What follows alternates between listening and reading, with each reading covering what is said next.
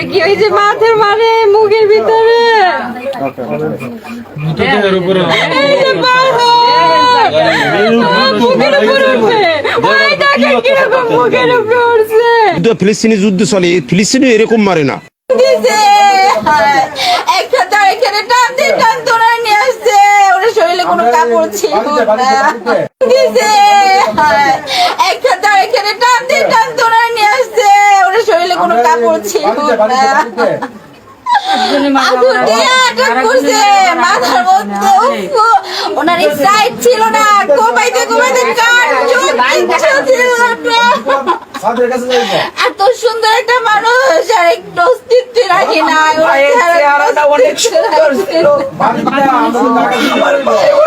আমার স্বামীর সন্তান বিচার চাই, আমার সন্তানে যার বাবারা করছে আল্লাহ ওনার যদি এরকম ফাঁসি দেয়, ওনার যদি সন্তান বাবা চালায় বিচার চাই, বিচার চাই।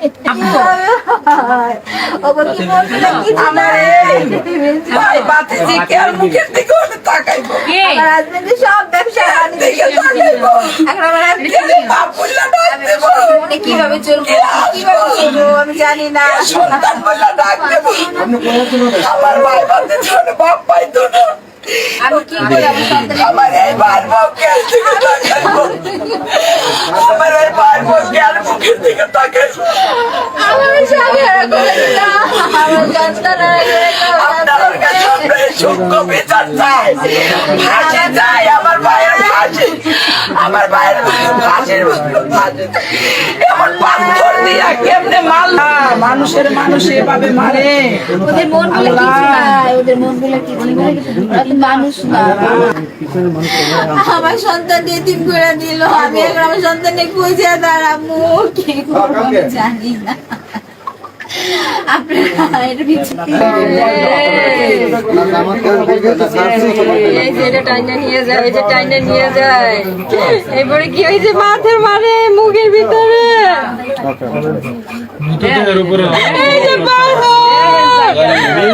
মুখের উপরে উঠবে ওই দেখেন কিরকম মুখের উপরে উঠছে। আমার বাকি আমরা ফাঁসি চাই, যে কষ্ট করে আমার বাবারে মারছে